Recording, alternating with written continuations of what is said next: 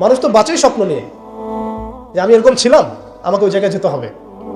মানুষ তো বাঁচেই একটা উদ্দেশ্য নিয়ে, গন্তব্য নিয়ে।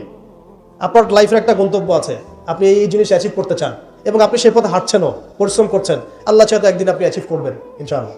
কিন্তু যার লাইফে কোনো গোলই নেই, তাদের কি হবে? উম্মাহ আজকে এরকম একটা অবস্থায় আসছে। আমি এখানে আমভাবে সবার কথা বলছি না। যাদের স্বপ্ন দেখার তারা ঠিকই দেখছে, যাদের কাজ করার তারা ঠিকই করছে, তারা কেউ বসে নাই। যাদের জীবন দেওয়া তারা ঠিকই দিচ্ছে, যাদের প্রতিবাদ করার তারা ঠিকই করছে, যাদের জালেমের এগেনস্টে দাঁড়ানো তারা দাঁড়াচ্ছে কি না? সারা ওয়ার্ল্ডে যাদের এই জজবা আছে তারা ঠিকই কাজ করছে। আমি আমভাবে সবাইকে বোঝাই নাই, মেজরিটিকে বোঝাচ্ছে। তো যাদের কাজ করার তারা তো করছে, এবং যারা সফল হওয়ার তারা তো হবেই ইনশাআল্লাহ। আল্লাহ পাক যেন আমাদের প্রত্যেক বিশ্বের বিভিন্ন জায়গায় আমাদের যে ভাইয়েরা দিন প্রতিষ্ঠার জন্য কাজ করছেন, সবাইকে বিজয় দান করে নেন।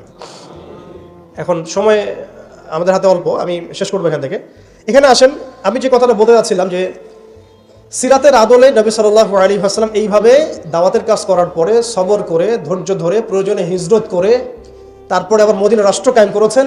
তারপরে দাওয়াতের সাথে সাথে জিহাদ, কিতাল, এগুলোর মধ্য দিয়ে তিনি পুরা মক্কা বিজয় করলেন, এবং মক্কা বিজয়ে এই যে ভিত্তি, এর উপর দাঁড়িয়ে পুরা আরব বিজয় হলো, এবং এই ভিত্তির উপর দাঁড়ায় 4 খলিফা 30 বছর শাসন করলেন, তাই না? তখন কি ইসলাম এরকম সংকুচিত অবস্থায় ছিল, দুর্বল অবস্থা ছিল? মোটেই না। বরং স্পেন থেকে এদিকে চায়না পর্যন্ত, এইদিকে আফ্রিকা থেকে নিয়ে পুরো সিন্ধু পর্যন্ত এই পুরো জায়গাটা আমাদের ছিল। সুবহানাল্লাহ। চিন্তা করা যায়? চিন্তা করছেন একবার যে উমর রাদিয়াল্লাহু আনহু একটা এই খেজুরের বানানো মসজিদে বসে আছেন? ভাবা যায়? এই মাটির মধ্যে তিনি শুয়ে আছেন। রোমান সম্রাটের একজন দূত এসে দেখলো তিনি মাটিতে শুয়ে আছেন, দুপুরবেলা রেস্ট নিচ্ছেন। আর তার বাহিনী এদিকে পৌঁছে গেছে একেবারে শাম পর্যন্ত, এদিকে পৌঁছে গেছে পারস্য পর্যন্ত। ভাবা যায় এগুলা? ওসমান রাদিয়াল্লাহু আনহুর সময় একদম সাইপ্রাস দ্বীপপুঞ্জ থেকে শুরু করে বাকি সব বিজয় হয়েছে। উমাইয়াদের সময় দেখা গেছে একদম স্পেন থেকে নিয়ে এদিকে চায়না পর্যন্ত, আর বললো আফ্রিকা থেকে নিয়ে সিন্ধু পর্যন্ত বিজয় হয়েছে। আব্বাসীয়দের সময় হয়েছে। এইভাবে প্রায় 1250 বছর আমরা ওয়ার্ল্ডকে শাসন করছি। তখন একটা মুসলিম নারীর দিকে চোখ তুলে তাকানোর জরুরত পড়তো না। একটা মুসলিম ভাইকে অন্যায়ভাবে হত্যা করবে সাহসী কারো ছিল না, গায়ে টোকা দিবে সাহসী ছিল না। আজকে আমাদের চোখের সামনে বিগত 100 বছরে আমার তো মনে হয় মিনিমাম 10 কোটি মুসলমান হত্যা করা হয়েছে। মিনিমাম 10 কোটি মুসলমানকে হচ্ছে বিগত 100 বছরে। মানে একেবারে চিহ্নিত করে করে মারা হচ্ছে, ইস্যু তুলে তুলে মারা হচ্ছে। যখন কোনো ইস্যু নাই, সবাই শান্তিপূর্ণ অবস্থায় থাকতে যাচ্ছে, তখন জঙ্গি ইস্যু তৈরি করা হচ্ছে, কোন নাটক সাজানো হচ্ছে। আরে মারবি বা যুদ্ধ করবি তো ঘোষণা দিয়ে কর, লুকাচুরির কি আছে? মুসলিমদেরকে মারার জন্য ভারতে নতুন নতুন পায়তারা চলতেছে। এখন আমাদের এই ভাইরা তো বদ্ধ একটা জায়গায়। আপনারাই বলেন তারা কি করবে এখন? তারা মিশন নিছে, রাষ্ট্রীয়ভাবে মিশন নিছে মুসলিম নিধনের। এখন এই ভাইদের কোনো রাষ্ট্র নাই, কোনো জামা নাই, কোনো আমির নাই, কোনো এদাদ নাই, কোনো জিহাদের কোনো মানে ওখানে অবস্থাই নাই করার মতো তাদের, তাই না? ভিতরে কথা বলছি আমি, কাশ্মীরের কথা বলছি না। তাহলে এই ভাইরা এখন কি করবে? এই যে অবস্থা, এই অবস্থা কি মনে করছেন আমাদেরকে প্রভাবিত করবে না? অভ্যন্তরীণভাবে এখানে বাংলাদেশে আমরা বেশিরভাগ মুসলিম হলেও আমাদের আশেপাশে চতুর্দিকে ঘোরাফেরা করতেছে কুফাররা, চতুর্দিকে ঘোরাফেরা করতেছে। আপনি কাকে বিশ্বাস করবেন? চায়নাকে বিশ্বাস করবেন? ভারতকে বিশ্বাস করবেন? নেপাল ভুটানকে বিশ্বাস করবেন? না মায়ানমারকে বিশ্বাস করবেন? আপনি যাবেন কোন দিকে? আমাদের প্রস্তুতিটা কি? আমাদের প্রিপারেশন কি? রাষ্ট্র কি প্রিপারেশন নিচ্ছে? আমার কথা হচ্ছে রাষ্ট্র নাকি যুদ্ধ করে? সবাই বলেন একটা কথা না, রাষ্ট্রের অধীনে যুদ্ধ। তো রাষ্ট্র কি প্রিপারেশন নিচ্ছে? রাষ্ট্রের সে ফিকির আছে কিনা? রাষ্ট্রের তো এই ফিকিরটুকু নাই যে রাষ্ট্রের মধ্যে ইসলামিক আইনগুলো বাস্তবায়িত হোক। এইটুকু ফিকির নাই তো আপনাদের। যারা ইলেকশন নির্বাচন গণতন্ত্র এগুলো করতেছেন, কার ফিকির আছে? আল্লাহর কসম করে বুকে হাত দিয়ে বলেন তো কার ফিকির আছে ক্ষমতায় গিয়ে আপনি আল্লাহর আইন বাস্তবায়ন করবেন? ইসলামপন্থী ভাইদের কথা বাদ দিস, ইসলামপন্থী ভাইদের কথা বাদ দিলাম, আমি সেকুলারদের কথা বলছি, ডেমোক্রেটিকদের কথা বলছি। কারণ রাষ্ট্র চলে আসছে এইভাবেই। আর যারা ফিকির করছেন ইসলাম নিয়ে আমি যাব, ওখানে গিয়ে এটা করবো, এটা আপনি ডেমোক্রেটিক সিস্টেমে করতে পারবেন না। আপনাকে সিস্টেমটা সরাই ফেলতে হবে। গণতন্ত্র বলে কোনো শব্দই রাখা যাবে না, তারপরে শরিয়া কায়েম করতে পারবে। শরিয়া আর গণতন্ত্র একসাথে থাকতে পারে না। শরিয়া, গণতন্ত্র, ধর্মনিরপেক্ষতাবাদ, কমিউনিজম এগুলো একসাথে থাকতে পারে না। একটা বোতল, এর মধ্যে আছে আপনার বিষ, এখানে আপনি দুধ খেতে পারবেন না। একটা বোতল, এখানে আছে বিষ, আপনি এটাকে 1000 বার ধুইতে হবে, ধোয়ার পরে আপনি দুধ ঢালতে পারবেন, খাবার রিস্ক দিতে পারবেন, তাও খাবেন কিনা সন্দেহ আছে। দেশের যত সমস্যা দেখবেন, মিডিয়া যান, মিডিয়া গেলে মনে হবে দেশের সমস্ত সমস্যার হালত এবং সমাধান হচ্ছে একটা বিষয়, মিডিয়ার ভাষায়। মিডিয়া ঢোকেন, দেখেন কি হচ্ছে, অনেক প্রবলেম দেশের মধ্যে, সংস্কার এইটা সেটা অনেক কিছু হচ্ছে। ভাবখানা এমন যে সব কিছু থেকে উদ্ধার করবে আমাকে একটা শব্দ, তার নাম নির্বাচন। তার নাম মানে নির্বাচন হলেই সব সমাধান হয়ে যাবে। এটা আমাদের আকীদা, আমাদের চিন্তা এরকম ভাই। একটা মুদির দোকানদারকে জিজ্ঞাসা করেন, সেও এই কথাই বলবে। আবার বুদ্ধিজীবীকে জিজ্ঞাসা করেন, সেও এই কথাই বলতেছে। টকশোতে বসে সেও কথা বলতেছে। এমপিকে বলেন, সেও কথা বলতেছে। মানে পুরো অবচেতন দাসত্ব, অবচেতন ইবাদত। দেখেন আমাদের অবচেতন মনে আমরা ইবাদত করে ফেলছি গণতন্ত্রের, পশ্চিমাদের, ওদের তন্ত্রমন্ত্রগুলার। ইলেকশন দিলে সব সমাধান হয়ে যাবে? কোন পদ্ধতিতে আপনি দিবেন? দেওয়ার পরে কি হবে? মূলনীতি কি থাকবে? সংবিধান কি থাকবে? সংস্কারগুলো কি কি হবে? আপনি কি আল্লাহর জমিন, আল্লাহর দিন কায়েমের দিকে আসবেন কিনা? এখানে তো অনেক কথা আছে। এগুলোকে সলিউশন না করে XYZ যেই আসো, আপনি আমাকে বসায় দিন, আমি কিছুই করতে পারবো না। সিম্পল, আমাকে বসায় দেন, আমি কিছুই করতে পারবো না। আপনি সবচেয়ে পরহেজগার মানুষটাকে বসায় দেন, সেও কিছু করতে পারবে না, কারণ সিস্টেমটাই তাকে করতে দিবে না। এই জিনিসগুলো আমাদের বোঝা উচিত।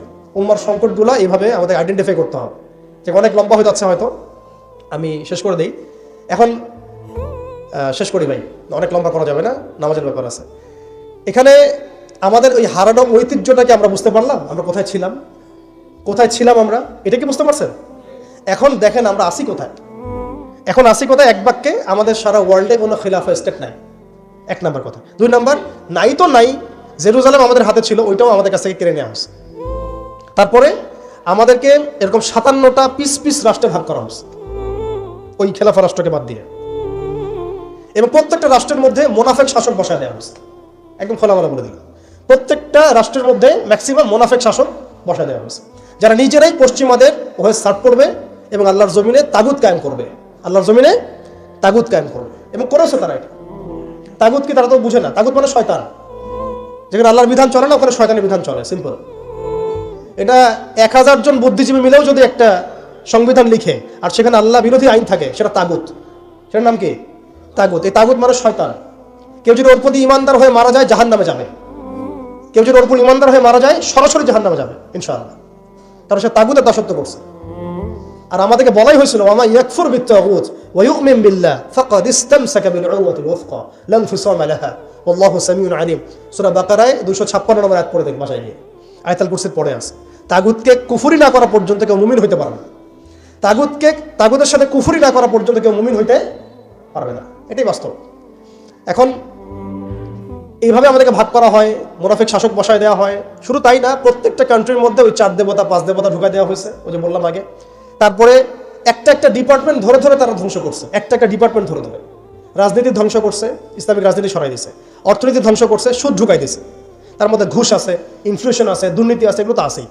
তারপরে সমাজের যে আমাদের ব্যাপারগুলো, সমাজের নীতি নৈতিকতার বিষয়গুলো দেখেন একেবারেই উঠাই দিচ্ছে দিন দিন। সমাজকে ধ্বংস করছে, অর্থনীতি ধ্বংস করছে, রাজনীতি ধ্বংস করছে, মিডিয়াগুলো ওদের হাতে নিয়ে নিছে। মিডিয়া হাতে নেওয়া মানে হচ্ছে, মানে দিনকে ওরা রাত বানাই দেবে, রাতকে দিন বানাই দেবে। আর আপনারা তাদেরকে এত বিশ্বাসও করেন, অনেকে একটু ইসলামিক নিউজ করলে আপনারা বিশ্বাসও করেন।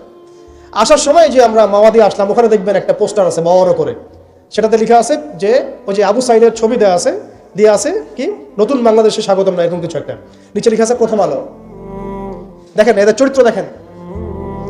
এরা বিগত প্রায় শুরু থেকে এরা আজ পর্যন্ত এই তাগুতের সার্ভ করছে, ভারতের দালালি করছে, ফ্যাসিস্টের দোষর ছিল। এরা আমাদেরকে জঙ্গি বানাইছে, এরা বহু মানুষকে কারাগারে পাঠাইছে, এরা বহু মানুষের গুমের জন্য দায়ী, খুনের জন্য দায়ী, হত্যার জন্য দায়ী, ফাঁসির জন্য দায়ী। এরা আবার পাল্টি মারলো পরিবর্তিত বাংলাদেশ। দেখছেন, এই হচ্ছে মিডিয়ার অবস্থা। প্রত্যেকটা মিডিয়া ওরা হাতে নিয়ে নিয়েছে। এবং এর সাথে প্রযুক্তিগত উন্নয়ন। আমি তো বলছিলাম যে মানে আমাদেরকে এইভাবে মনিটর করা হতো যে আমাদের ফোনে যদি আপনি একটা কল দেন, মেসেজ করেন, তাহলে আপনি ট্রেস হয়ে যাবেন। এইভাবে মনিটর করা যায়। আপনি গোপনে আপনার স্ত্রীকে কি বলছেন সেটা তারা শুনতেছে আরিফেতে। এখন প্রশ্ন হচ্ছে যে এই ওদের যে মানে অগ্রগতি, আমাদের যে অধঃপতন, এই জিনিসটার জন্য কি শুধু তারাই দায়ী না আমরাও দায়ী আছি? শুধু কি তারাই দেয় না, আমরা দায়ী আছি?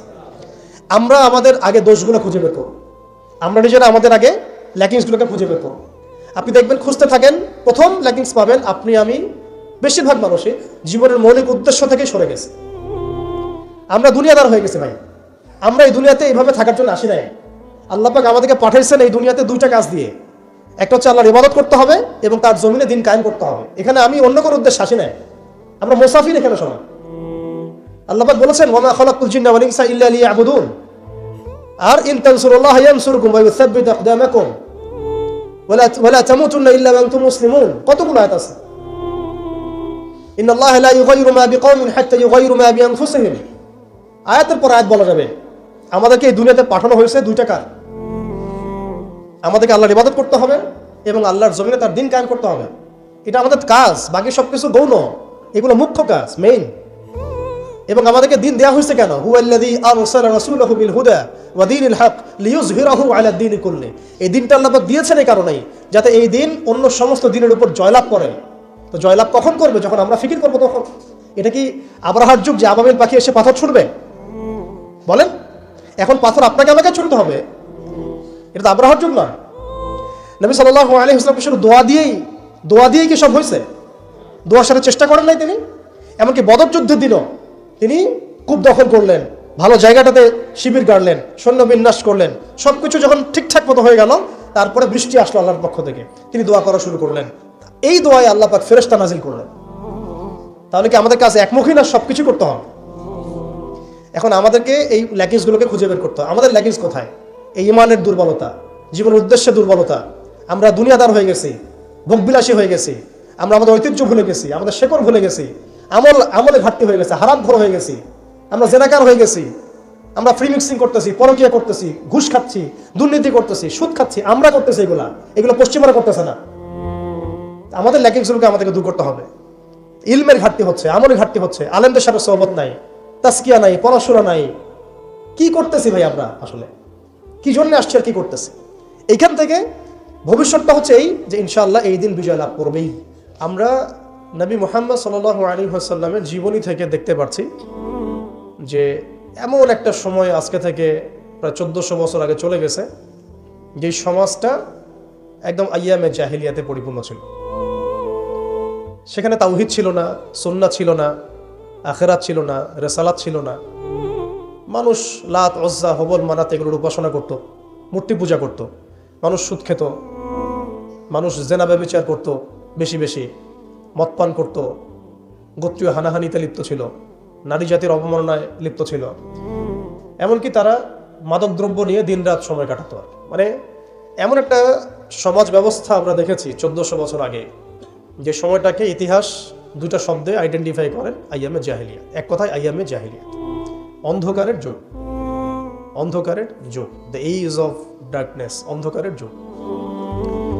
এই অন্ধকারের যুগ আল্লাহ রাব্বুল আলামিন মাত্র 23 বছরের ব্যবধানে একটা কিতাব নাজিল করে, একজন নবীকে প্রেরণ করে, একজন নবীর সুন্নাহ দিয়ে, এবং একটা জামা, সাহাবায়ে কেরামের জামা, মানে ঐক্যবদ্ধ একটা প্ল্যাটফর্ম, এটাকে দিয়ে আল্লাহ রাব্বুল আলামিন মাত্র উইদিন 23 ইয়ার্স, মানে মাত্র 23 বছরের ব্যবধানে আল্লাহ রাব্বুল আলামিন এই সমাজের চিত্রটাকেই পরিবর্তন করে দিয়েছেন। এটা আমরা দেখেছি মাত্র 23 বছরের ব্যবধানে। তো সিরাতটা যদি আপনাদের পড়া থাকে তাহলে আপনারা বুঝতে পারবেন যে কিভাবে এই পরিবর্তনটা হয়েছে। যাদের সিরাতটা পড়া নাই তাদের বুঝতে একটু অসুবিধা হতে পারে। এই কারণে আমি আপনাদেরকে পরামর্শ দিই, যেভাবে আপনারা কোরআন শেখেন, যেভাবে হাদিসকে গুরুত্ব দিয়ে পড়েন, ঠিক সেইভাবেই নবী মুহাম্মদ সাল্লাল্লাহু আলাইহি ওয়াসাল্লামের পবিত্র জীবনীটাকে শুরু থেকে শেষ পর্যন্ত পড়ে শেষ করতে হবে। তাহলে আপনি ধাপগুলো বুঝতে পারবেন কিভাবে তিনি সমাজ সংস্কার করেছেন। না হলে বুঝতে পারবেন না। কোরআনের একটা আয়াত থেকে আপনি নিজে নিজে একটা দলিল তো বের করতে পারবেন না, একটা হাদিস থেকে আপনি নিজে নিজে একটা দলিল তো বের করতে পারবেন না। সিরাতটা যদি মাথায় থাকে, পুরো সিরাত মোবারক, পবিত্র সিরাত, তাহলে আপনি বুঝতে পারবেন কোন সিচুয়েশনে নবী সাল্লাল্লাহু আলাইহি ওয়াসাল্লাম প্রেরিত হয়েছিলেন, কিভাবে শুরু করেছেন, কিভাবে সামনে গিয়েছেন, কোন প্রেক্ষাপটে কিভাবে তিনি রিয়্যাক্ট করেছেন, এবং কিভাবে আস্তে আস্তে এই দিনটা অল্প গুটি কয়েক মানুষ থেকে পুরো জাজিরাতুল আরবের মধ্যে ছড়িয়ে পড়েছে, প্রতিষ্ঠিত হয়েছে। এক কথায় দিন কায়েম হয়েছে কিভাবে, এটা বুঝতে হলে সিরাত লাগবে। এটা যদি আমরা 2 মিনিটের মধ্যে বলি তাহলে। প্রথমে নবী সাল্লাল্লাহু আলাইহি ওয়াসাল্লাম ওহী প্রাপ্ত হয়েছেন। সেই ওহীটা হচ্ছে কোরআন এবং হাদিস এবং সুন্নাহ, এবং সেই ওহী দিয়ে তিনি দাওয়াতের কাজ শুরু করেছেন। তিনি মানুষের দরজায় দরজায় যাওয়া শুরু করেছেন। মক্কায় 13 বছর নিরলস পরিশ্রম করে তিনি দাওয়াতের মেহনত অব্যাহত রেখেছেন, এবং দাওয়াতটা ছিল পরিপূর্ণ ইসলামের দাওয়াত, আংশিক দাওয়াত নয়। আমাদের দাওয়াত, তার দাওয়াতের মধ্যে কিছু পার্থক্য দেখা যায় অনেক সময়। তার দাওয়াত ছিল পরিপূর্ণ ইসলামের দাওয়াত, আমরা কিন্তু ইসলামের অংশ বিশেষ নিয়ে কথা বলি বেশি। এটা খেয়াল রাখতে হবে। তিনি দাওয়াতের কাজ করেছেন পরিপূর্ণ ইসলামের দাওয়াত, উদখুলু ফিস সিলমি কাফা, এর উপর আমল করার জন্য। এখন এই দাওয়াতের ফলে প্রথম 3 বছর গোপন গোপন দাওয়াত হয়েছে, কিন্তু এই 3 বছরেই এমন কিছু সাহাবী তৈরি হয়েছিলেন যারা পরবর্তীতে বদর, উহুদ, খন্দক, খায়বার কাঁপিয়ে দিয়েছিলেন। যেমন আবু বকর সিদ্দিক, ওমর ইবনে খাত্তাব, ওসমান বিন আফফান, আলী ইবনে আবি তালেব, যায়েদ ইবনে হারসা, তারপরে বেলাল ইবনে রাবাহ, হামজা রাদিয়াল্লাহু আনহু, আব্দুর রহমান বিন আউফ, সাদ বিন আবি ওয়াক্কাস, আবু উবাইদা ইবনে জাররাহ, এইরকম বরেণ্য সাহাবী যারা, এই সাহাবীরা তৈরি হয়েছেন কখন? ওই প্রথম সময়ের দিকে, প্রথম 13 বছরে। প্রথম 3 বছর গোপন দাওয়াতে এরকম বরেণ্য সাহাবায়ে কেরাম ইসলাম কবুল করা শুরু করেন। এরপরে দাওয়াতের গতি আরও বেগবান হয় যখন মক্কার শক্তিশালী কিছু মানুষ ইসলাম কবুল করেন, যেমন হামজা রাদিয়াল্লাহু আনহু, ওমর ইবনে খাত্তাব, এইরকম কিছু মানুষ। কারণ তাদের একজনের বক্তব্য বা একজনের অবস্থান সমাজে আরও 100 জনের সমান ছিল, 1000 জনের সমান ছিল। যখন সমাজে দাওয়াতের মধ্য দিয়ে প্রভাবশালী কিছু ব্যক্তি ইসলামের দিকে চলে আসে, তখন ইসলাম শক্তিশালী হয় এবং দাওয়াতটা বেগবান হওয়া শুরু হলো। দাওয়াত যত বেগবান হওয়া শুরু হলো, ততই কাফেরদের নির্যাতন বাড়তে থাকলো। দাওয়াত যত বেগবান হচ্ছিল, নির্যাতনের মাত্রা তত বাড়ছিল। আমরা বিপরীতভাবে বলতে পারি, নির্যাতনের মাত্রা যত বাড়ছিল, দাওয়াতও তত বেগবান হচ্ছে। আজকের বিষয় তাই হচ্ছে। ইসলামকে মুছে ফেলার যত চেষ্টা করা হচ্ছে, ইসলাম ততই ছড়িয়ে পড়ছে, আলহামদুলিল্লাহ। তো এই বিষয়গুলো সিরাত থেকে দেখবেন সব মিলে যাবে। ওই যে আইয়ামে জাহিলিয়াতের বর্ণনা দিলাম, এখনকার বিশ্বে এই প্রত্যেকটা জাহিলিয়াত মওজুদ আছে। প্রথমে যে আইয়ামে জাহিলিয়াতের যে খাসলতগুলো বললাম, সেগুলো এখনকার বিশ্বে শতভাগ মওজুদ আছে। এটা অনেক লম্বা আলোচনা। এখন তো মানুষ সরাসরি মুসলিমরা লাত, ওজ্জা, হবল, মানাতের ইবাদত না করলেও অদৃশ্য কিছু শিরকি মতবাদের ইবাদত করে, যেমন গণতন্ত্র, যেমন কমিউনিজম, ধর্মনিরপেক্ষতাবাদ, তারপরে জাতীয়তাবাদ, তারপরে এথিজম, নাস্তিকতা। এগুলো কিছু পশ্চিমা মতবাদ। এগুলো দেখা যায় না, ছোঁয়া যায় না, ভার্চুয়াল, ইনভিজিবল, কিন্তু এগুলো একটা আদর্শ। যে আদর্শগুলোর মধ্যে কুফর আছে, শিরক আছে, হারাম আছে, তাগুত আছে। সরাসরি মূর্তির সামনে সেজদা না করলেও অবচেতনভাবে মুসলিমরা আজকে এই মতবাদগুলোর পূজা করতেছে। এটাও শিরকের মধ্যেই পড়ছে, আংশিক হইলেও। কোনো কোনো ক্ষেত্রে যদি আকীদা ঠিক না থাকে, তাহলে পরিপূর্ণ শিরক হবে। এখন কথা হচ্ছে, এটা গেল মুসলমানদের অবস্থা। অমুসলিমরা তো মূর্তি পূজা করছেই।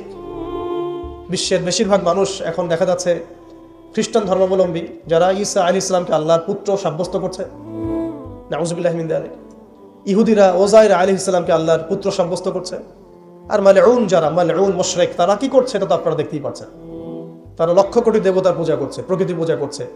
এর বাইরে আবার নতুন মতবাদ আসছে এখনকার বিশ্বে, নাস্তিকতা, যেটা এত এত উঁচু স্তরে ছিল না বিশ্বে কখনো। এই নাস্তিকতা দিন দিন এটা বাড়ছে আর বাড়ছে, বাড়ছে আর বাড়ছে। মানুষকে আল্লাহর দাসত্ব থেকে বের করে অন্য কোনো সত্তার দাসত্বের দিকে তারা নিয়ে যাওয়ার চেষ্টা করছে। নাস্তিকতার আদলে ওই জাহালাতগুলো এখন দূর হয় নাই, বরং বহু উঁচু স্তরে এটা সমাজে ছড়িয়ে পড়েছে আরো। কারণ সেই স্বর্ণযুগ থেকে আমরা বের হয়ে আসছি, সেই স্বর্ণযুগ আমাদের এখন তো নাই। এখন ওই যে সুদ, এই সুদ এখন হয়েছে বিশ্ব ব্যবস্থার সুদভিত্তিক ব্যাংকিং সিস্টেম। একই সুদ, বরং তার চেয়ে ভয়াবহ। 90% মুসলিম সুদের সাথে সম্পৃক্ত, অলমোস্ট। হিসাব করে দেখেন আপনারা। থাকতে হবেই ওয়ার্ল্ড ব্যাংকের আন্ডারে, IMF এর আন্ডারে, ফেডারেল রিজার্ভ ব্যাংকের আন্ডারে। মুসলিম সংখ্যাগরিষ্ঠ থাকলেই একটা রাষ্ট্র ইসলামিক স্টেট হয় না। মুসলিম সংখ্যাগরিষ্ঠ থাকলে একটা রাষ্ট্র কখনো ইসলামিক স্টেট হয় না। একটা রাষ্ট্র তখনই ইসলামিক স্টেট হয় যখন সেটা আল্লাহর আইন দ্বারা পরিচালিত হয়। তো বাংলাদেশ কি আল্লাহর আইন দ্বারা পরিচালিত হয়? সবাই জানি এটা হয় না। এটা হওয়ার ইচ্ছাও কি তাদের আছে?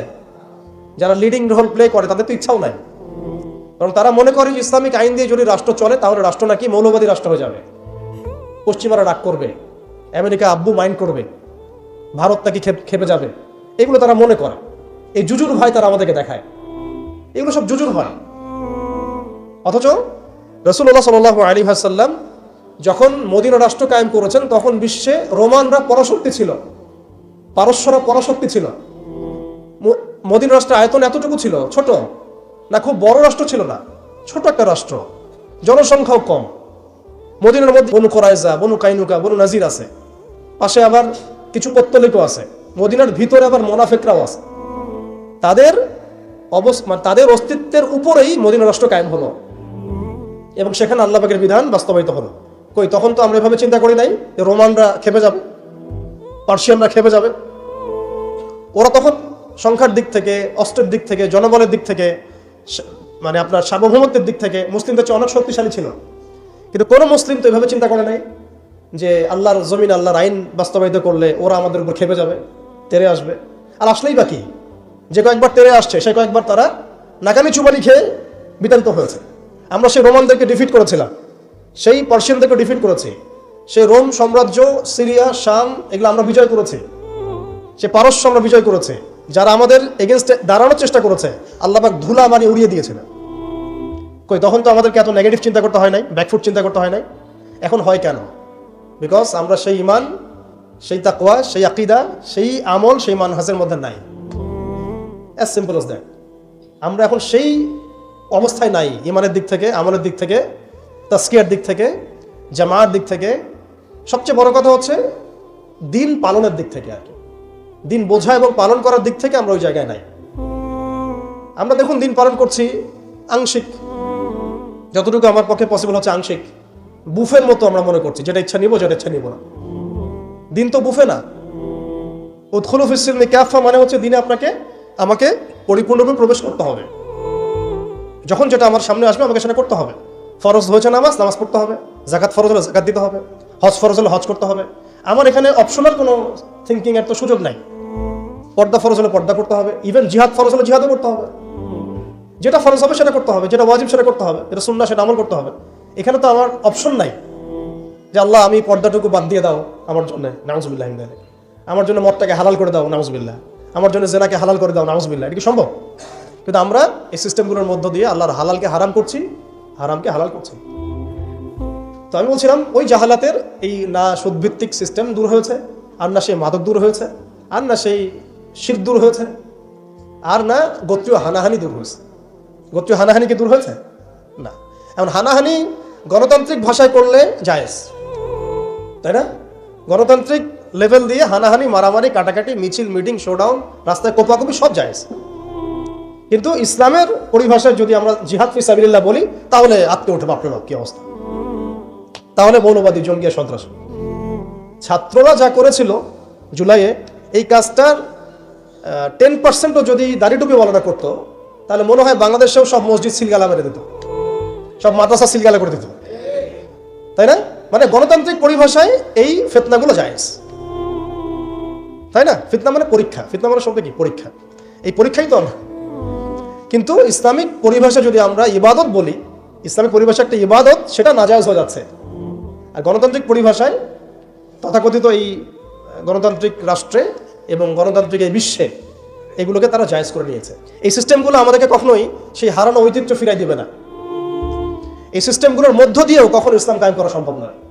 আপনারা আরো 100 বছর ট্রাই করেন, 100 বছর পরে হলেও বুঝবেন। যদি হতো 100 বছর আগেই হইতো। আরো 100 বছর ট্রাই করেন, তারপরেও যদি আক্কেল হয়। এই সিস্টেমগুলো তৈরি করা হয়েছে আমাদেরকে ওদের দাস বানানোর জন্য। আমরা যদি সংখ্যাগরিষ্ঠ আসনে সংসদেও যাই, তবুও একটা বৈশ্বিক সিদ্ধান্ত নেওয়ার জন্য আমাকে জাতিসংঘের দ্বারস্থ হতে হবে। ও যদি আমাকে পারমিশন দেয় তাহলে আপনি করতে পারবেন, না দিলে করতে পারবেন না। ওয়ার্ল্ড ব্যাংক লোন দিলে খাইতে পারবেন, না হলে খাইতে পারবেন না। ফেডারেল রিজার্ভ আপনাকে লোন দিলে খাইতে পারবেন, না হলে খাইতে পারবেন না। তোমরা কারা আমাদেরকে খাওয়ানো? তোমরা কারা? তোমাদের কাছে কিসের পারমিশনের দরকার আছে আমাদের? রোমানদের কাছে কি নবী সাল্লাল্লাহু আলাইহি ওয়াসাল্লাম পারমিশন চাইছিলেন নাকি? পার্সিয়ানদের কাছে ওই যুগে তিনি পারমিশন চাইছেন নাকি? আমাদের স্টেট, আমাদের জমি, আমাদের দিন, আমাদের রাষ্ট্র, তুমি কি আমাদেরকে এগুলো বলার? তোমাদেরকে কে অথরিটি দিছে সারা বিশ্বের মোড়লগিরি করতে? কে তোমাকে বলছে যে আমেরিকা হচ্ছে পৃথিবীর মানে রুলিং স্টেট? এই আইডেন্টিটি তোমাকে কে দিছে? সেই বিশ্বকে শাসন করবে এই অধিকার তাকে কে দিছে? ইসরায়েল এই বিশ্বকে শাসন করবে, এই অধিকার ওকে কে দিছে? কে দিছে এই অধিকার ওদেরকে? সে যেখানে ইচ্ছা তারা মুসলিমদেরকে মারবে, যেখানে ইচ্ছা আমাদের পণ্যগুলোকে তারা ধ্বংস করবে, আমাদের মাদেরকে ধর্ষণ করবে, বোনদেরকে রেপ করবে, আমাদের বাচ্চাদেরকে বোম মারবে, হাসপাতালে বোম মারবে। এবং এগুলো সব কিছু অপরাধ করার পরেও তাদের সামান্য ন্যূনতম সাফাইটুকু থাকবে না যে আমরা একটা অন্যায় করছি, বরং তারা উল্টা বলবে আমরা হিউম্যানিটি, গণতন্ত্র এবং শান্তি প্রতিষ্ঠার জন্য কাজগুলো করছি। এরপরে আমাদের চোখ খুলে না যে বিশ্বের মধ্যে আমাদের শত্রু কারা। এরপরে ওদের বানানো তন্ত্রমন্ত্রের মধ্যেই আমরা হাবুডুবু খাচ্ছি। 1400 বছর আগে নবী মুহাম্মদ সাল্লাল্লাহু আলাইহি ওয়াসাল্লাম যে ইনসাফ, যে ঈমান, আদালত, আমানত, ইসলামিক স্টেট, শরিয়া, ইমারা, খিলাফা কায়েম করে দিয়ে গেলেন। তারপরে 1200 বছর তো আমরা বিশ্ব চালাইছি। কত বছর? 1200 বছর। এই 1200 বছর আমরা বিশ্বকে চালাইছি। ওরা আমাদের রাষ্ট্রে থাকতো কর দিয়ে, জিজিয়া দিয়ে থাকতো। ওরা আমাদের রাষ্ট্রে জিজিয়া দিয়ে থাকতো। আমাদের ব্যাক টু ব্যাক জিহাদ হয়েছে ওদের সাথে, জিহাদ হয়েছে, কিতাল হয়েছে, ক্রুসেড হয়েছে। কখনো তো আমরা এরকম করে চিন্তা করি নাই। এটা নতুন ওয়ার্ল্ড অর্ডার আসছে। বিগত 200, 250, 300 বছর থেকে বিশ্বে একটা নতুন ওয়ার্ল্ড অর্ডার নিয়ে আসছে তারা। এবং এই ওয়ার্ল্ড অর্ডার তারা কায়েম করেছে একটা উদ্দেশ্যে, সেটা হচ্ছে তারা এই বাইতুল মুকাদ্দাস এবং হোলি ল্যান্ড, পবিত্র ভূমিটাকে লিবারেট করতে চায় এবং সেখান থেকে তারা দাজ্জালের শাসন কায়েম করতে চায়। বাস, খালাস, আর কিচ্ছু নাই। বিশ্বের যা কিছু হচ্ছে এটা কোনো না কোনোভাবে এর সাথে সম্পৃক্ত।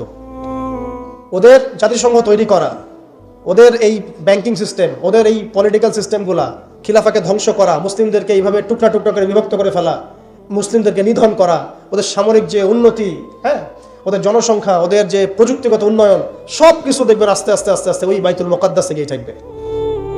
ওরা চায় ওই জায়গা থেকে বিশ্বকে শাসন করতে।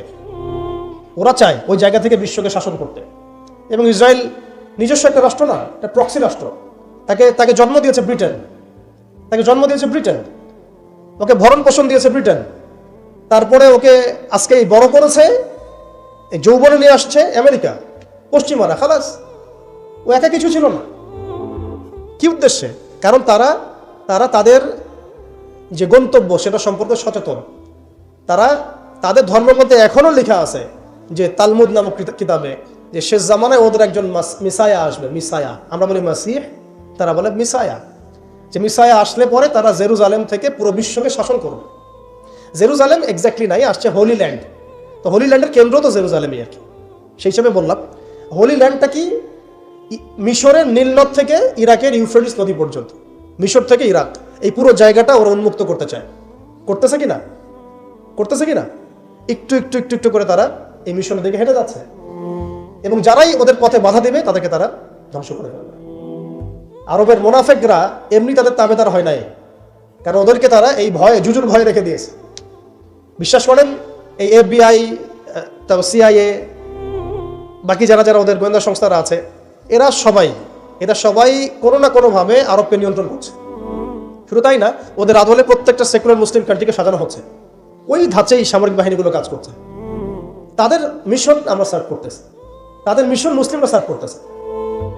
ওদের ওয়ার্ল্ড ব্যাংক, IMF কিছুই করতে পারতো না যদি আরবরা তাদেরকে তেল না দিত। শুধু তেল দিয়েছে তাই নয়, বরং তার একটা পেট্রো ডলার মনিটরিং সিস্টেম চুক্তি করেছে। পেট্রো ডলার মনিটরিং সিস্টেম, এটাকে আমরা বলি পেট্রো ডলার চুক্তি। এই চুক্তি ডলারকে বিশ্বের মানে লিডিং কারেন্সি বানাইছে। ডলারের কি মূল্য আছে যে আমাকে এত টাকা দিয়ে $1 কিনতে হবে? এটার পিছনে আছে পেট্রো ডলারের ইতিহাস। এই কারণে আজকে ডলার সারা বিশ্বকে ডমিনেট করতেছে। আপনি ডলারের বাইরে চিন্তাই করতে পারবেন না। ওয়ার্ল্ডে মাত্র 3টা কান্ট্রি আছে যে 3টা কান্ট্রি ওদের এই সিস্টেমের বাইরে থাকে। আর যারা থাকে তাদেরকে তো ওরা কত রকম চাপ দিচ্ছে এটা তো আপনারা জানেন। আশ্চর্যের বিষয় হচ্ছে ওই 3টা মাত্র কান্ট্রির মধ্যে কোনো মুসলিম কান্ট্রি নাই, ইরান ছাড়া। যদি ইরানকে আমরা প্রপারলি ইসলামিক কান্ট্রি বলি না, কিন্তু ওই ইরানই ওদের বাইরে আছে। কিন্তু আরবের যারা সুন্নি কান্ট্রি তারা কেউ ওখানে নাই। মানে আরবের সুন্নি কান্ট্রিরা তারা ওই চুক্তির ভিতরে আছে, ইরান, শিয়া তারা চুক্তির বাইরে আছে। তাহলে আমরা কোথায় শিক্ষা নিলাম? আমি এখানে ইরানের প্রশংসা করছি না, ইরানের কাছে আশা করার কিছু নাই। যত কিছুই বলুক আমি পারমাণবিক বোম মেরে দেবো, এই করবো সেই করবো, কিছুই করবে না। করলে আগে করতো, ইল্লা মাশাআল্লাহ। কথা হচ্ছে জানেন, ওই 3টা কান্ট্রির মধ্যে উত্তর কোরিয়া আছে। উত্তর কোরিয়ার মতো ছোট্ট একটা রাষ্ট্র, সে এই ওদের এই বলয় থেকে বেরিয়ে থাকতে পারে। আমাদের সাহস হয় না। আমাদের 57টা কান্ট্রি, কোটি কোটি জনগণ, খনিজ সম্পদ, তেল, গ্যাস, আর কি নাই, জনবল, সামরিক বাহিনী, প্রযুক্তি, ম্যান পাওয়ার সবই আছে। আমি বললাম শুধু ওই সিরাতের আদলে হাঁটি নাই, সিরাতের শিক্ষা থেকে আমরা শিক্ষা নেই নাই, ওই জজবা ওই ইমান আমাদের মধ্যে থেকে চলে গেছে। আমরা ওই স্বপ্ন দেখাই বন্ধ করে দিয়েছি যে আমরা একসময় বিশ্বকে শাসন করতাম। এই স্বপ্নটা দেখাই বন্ধ হয়ে গেছে। মানুষ তো বাঁচেই স্বপ্ন নিয়ে যে আমি এরকম ছিলাম, আমাকে ওই জায়গায় যেতে হবে। মানুষ তো বাঁচেই একটা উদ্দেশ্য নিয়ে, গন্তব্য নিয়ে। আপনার লাইফের একটা গন্তব্য আছে, আপনি এই জিনিস অ্যাচিভ করতে চান এবং আপনি সেই পথে হাঁটছেনও, পরিশ্রম করছেন। আল্লাহ চাইতে একদিন আপনি অ্যাচিভ করবেন ইনশাআল্লাহ। কিন্তু যার লাইফে কোনো গোলই নেই, তাদের কি হবে? উম্মাহ আজকে এরকম একটা অবস্থায় আসছে। আমি এখানে আমভাবে সবার কথা বলছি না। যাদের স্বপ্ন দেখার তারা ঠিকই দেখছে, যাদের কাজ করার তারা ঠিকই করছে, তারা কেউ বসে নাই। যাদের জীবন দেওয়া তারা ঠিকই দিচ্ছে, যাদের প্রতিবাদ করার তারা ঠিকই করছে, যাদের জালেমের এগেনস্টে দাঁড়ানো তারা দাঁড়াচ্ছে কি না? সারা ওয়ার্ল্ডে যাদের এই জজবা আছে তারা ঠিকই কাজ করছে। আমি আমভাবে সবাইকে বোঝাই নাই, মেজরিটিকে বোঝাচ্ছি। তো যাদের কাজ করার তারা তো করছে, এবং যারা সফল হওয়ার তারা তো হবেই ইনশাআল্লাহ।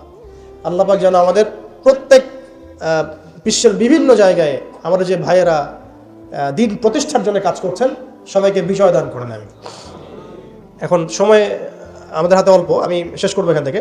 এখানে আসেন, আমি যে কথাটা বলতে যাচ্ছিলাম যে সিরাতের আদলে নবী সাল্লাল্লাহু আলাইহি ওয়াসাল্লাম এইভাবে দাওয়াতের কাজ করার পরে সবর করে, ধৈর্য ধরে, প্রয়োজনে হিজরত করে, তারপরে আবার মদিনা রাষ্ট্র কায়েম করেছেন। তারপরে দাওয়াতের সাথে সাথে জিহাদ, কিতাল, এগুলোর মধ্য দিয়ে তিনি পুরা মক্কা বিজয় করলেন। এবং মক্কা বিজয়ে এই যে ভিত্তি, এর উপর দাঁড়িয়ে পুরা আরব বিজয় হলো। এবং এই ভিত্তির উপর দাঁড়ায় 4 খলিফা 30 বছর শাসন করলেন, তাই না? তখন কি ইসলাম এরকম সংকুচিত অবস্থা ছিল, দুর্বল অবস্থা ছিল? মোটেই না। বরং স্পেন থেকে এদিকে চায়না পর্যন্ত, এইদিকে আফ্রিকা থেকে নিয়ে পুরো সিন্ধু পর্যন্ত এই পুরো জায়গাটা আমাদের ছিল। সুবহানাল্লাহ। চিন্তা করা যায়? চিন্তা করছেন একবার যে উমর রাদিয়াল্লাহু আনহু একটা এই খেজুরের বানানো মসজিদে বসে আছেন? ভাবা যায়? এই মাটির মধ্যে তিনি শুয়ে আছেন। রোমান সম্রাটের একজন দূত এসে দেখলো তিনি মাটিতে শুয়ে আছেন, দুপুরবেলা রেস্ট নিচ্ছেন। আর তার বাহিনী এদিকে পৌঁছে গেছে একেবারে শাম পর্যন্ত, এদিকে পৌঁছে গেছে পারস্য পর্যন্ত। ভাবা যায় এগুলা? ওসমান রাদিয়াল্লাহু আনহুর সময় একদম সাইপ্রাস দ্বীপপুঞ্জ থেকে শুরু করে বাকি সব বিজয় হয়েছে। উমাইয়াদের সময় দেখা গেছে একদম স্পেন থেকে নিয়ে এদিকে চায়না পর্যন্ত, আর বললো আফ্রিকা থেকে নিয়ে সিন্ধু পর্যন্ত বিজয় হয়েছে। আব্বাসীয়দের সময় হয়েছে। এইভাবে প্রায় 1250 বছর আমরা ওয়ার্ল্ডকে শাসন করছি। তখন একটা মুসলিম নারীর দিকে চোখ তুলে তাকানোর জরুরত পড়তো না। একটা মুসলিম ভাইকে অন্যায়ভাবে হত্যা করবে সাহসী কারো ছিল না, গায়ে টোকা দিবে সাহসী ছিল না। আজকে আমাদের চোখের সামনে বিগত 100 বছরে আমার তো মনে হয় মিনিমাম 10 কোটি মুসলমান হত্যা করা হয়েছে। মিনিমাম 10 কোটি মুসলমানকে হচ্ছে বিগত 100 বছরে। মানে একেবারে চিহ্নিত করে করে মারা হচ্ছে, ইস্যু তুলে তুলে মারা হচ্ছে। যখন কোনো ইস্যু নাই, সবাই শান্তিপূর্ণ অবস্থায় থাকতে যাচ্ছে, তখন জঙ্গি ইস্যু তৈরি করা হচ্ছে, কোন নাটক সাজানো হচ্ছে। আরে মারবি বা যুদ্ধ করবি তো ঘোষণা দিয়ে কর, লুকাচুরির কি আছে? মুসলিমদেরকে মারার জন্য ভারতে নতুন নতুন পায়তারা চলতেছে। এখন আমাদের এই ভাইরা তো বদ্ধ একটা জায়গায়। আপনারাই বলেন তারা কি করবে এখন? তারা মিশন নিছে, রাষ্ট্রীয়ভাবে মিশন নিছে মুসলিম নিধনের। এখন এই ভাইদের কোনো রাষ্ট্র নাই, কোনো জামা নাই, কোনো আমির নাই, কোনো এদাদ নাই, কোনো জিহাদের কোনো মানে ওখানে অবস্থাই নাই করার মতো তাদের, তাই না? ভিতরে কথা বলছি আমি, কাশ্মীরের কথা বলছি না। তাহলে এই ভাইরা এখন কি করবে? এই যে অবস্থা, এই অবস্থা কি মনে করছেন আমাদেরকে প্রভাবিত করবে না? অভ্যন্তরীণভাবে এখানে বাংলাদেশে আমরা বেশিরভাগ মুসলিম হলেও আমাদের আশেপাশে চতুর্দিকে ঘোরাফেরা করতেছে কুফফাররা, চতুর্দিকে ঘোরাফেরা করতেছে। আপনি কাকে বিশ্বাস করবেন? চায়নাকে বিশ্বাস করবেন? ভারতকে বিশ্বাস করবেন? নেপাল ভুটানকে বিশ্বাস করবেন? না মায়ানমারকে বিশ্বাস করবেন? আপনি যাবেন কোন দিকে? আমাদের প্রস্তুতিটা কি? আমাদের প্রিপারেশন কি? রাষ্ট্র কি প্রিপারেশন নিচ্ছে? আমার কথা হচ্ছে রাষ্ট্র নাকি যুদ্ধ করে? সবাই বলেন একটা কথা না, রাষ্ট্রের অধীনে যুদ্ধ। তো রাষ্ট্র কি প্রিপারেশন নিচ্ছে? রাষ্ট্রের সেই ফিকির আছে কিনা? রাষ্ট্রের তো এই ফিকিরটুকু নাই যে রাষ্ট্রের মধ্যে ইসলামিক আইনগুলো বাস্তবায়িত হোক। এইটুকু ফিকির নাই তো আপনাদের। যারা ইলেকশন নির্বাচন গণতন্ত্র এগুলো করতেছেন, কার ফিকির আছে? আল্লাহর কসম করে বুকে হাত দিয়ে বলেন তো কার ফিকির আছে ক্ষমতায় গিয়ে আপনি আল্লাহর আইন বাস্তবায়ন করবেন? ইসলামপন্থী ভাইদের কথা বাদ দিস, ইসলামপন্থী ভাইদের কথা বাদ দিলাম, আমি সেকুলারদের কথা বলছি, ডেমোক্রেটিকদের কথা বলছি। কারণ রাষ্ট্র চলে আসছে এইভাবেই। আর যারা ফিকির করছেন ইসলাম নিয়ে আমি যাব, ওখানে গিয়ে এটা করবো, এটা আপনি ডেমোক্রেটিক সিস্টেমে করতে পারবেন না। আপনাকে সিস্টেমটা সরাই ফেলতে হবে। গণতন্ত্র বলে কোনো শব্দই রাখা যাবে না, তারপরে শরিয়া কায়েম করতে পারবে। শরিয়া আর গণতন্ত্র একসাথে থাকতে পারে না। শরিয়া, গণতন্ত্র, ধর্মনিরপেক্ষতাবাদ, কমিউনিজম এগুলো একসাথে থাকতে পারে না। একটা বোতল, এর মধ্যে আছে আপনার বিষ, এখানে আপনি দুধ খেতে পারবেন না।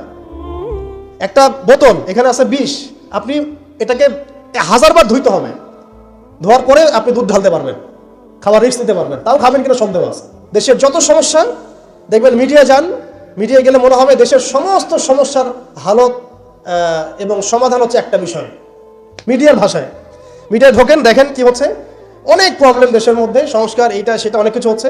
ভাবখানা এমন যে সব কিছু থেকে উদ্ধার করবে আমাকে একটা শব্দ, তার নাম নির্বাচন। তার নাম মানে নির্বাচন হলেই সব সমাধান হয়ে যায়।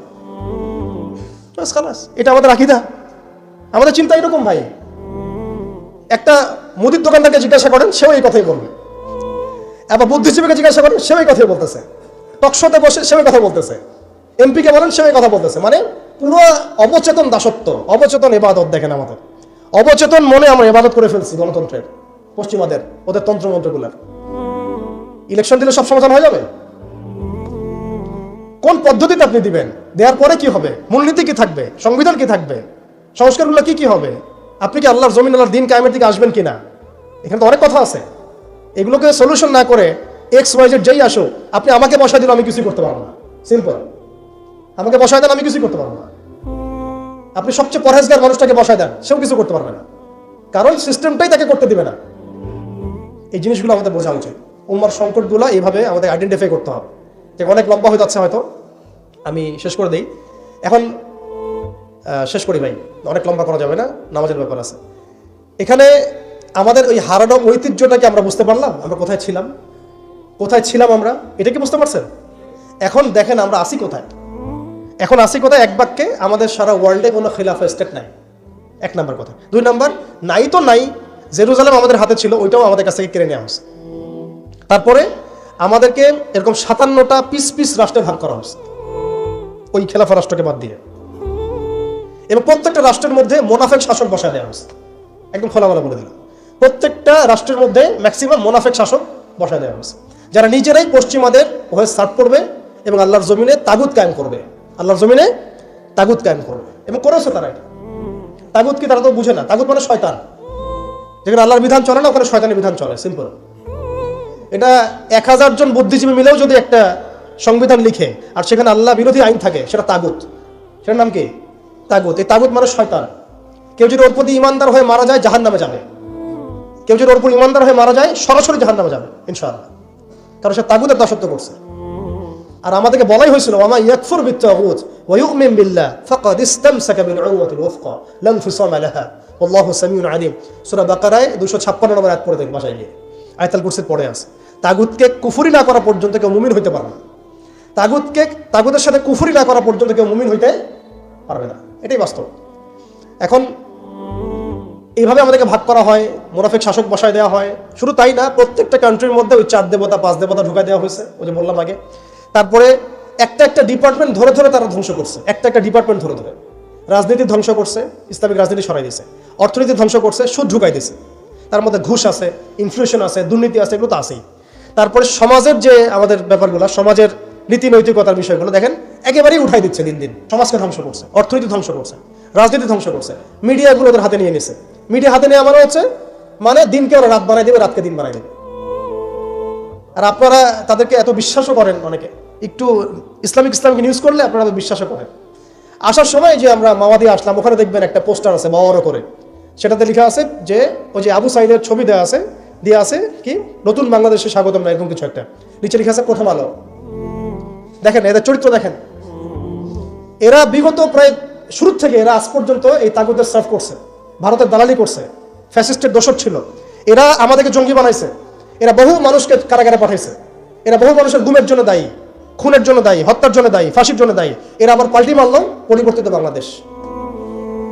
দেখছেন, এই হচ্ছে মিডিয়ার অবস্থা। প্রত্যেকটা মিডিয়া ওরা হাতে নিয়ে নিছে। এবং এর সাথে প্রযুক্তিগত উন্নয়ন। আমি তো বলছিলাম যে মানে আমাদেরকে এইভাবে মনিটর করা হতো যে আমাদের ফোনে যদি আপনি একটা কল দেন, মেসেজ করেন, তাহলে আপনি ট্রেস হয়ে যাবেন। এইভাবে মনিটর করা যায়। আপনি গোপনে আপনার স্ত্রীকে কি বলছেন সেটা তারা শুনতেছে আড়ি পেতে।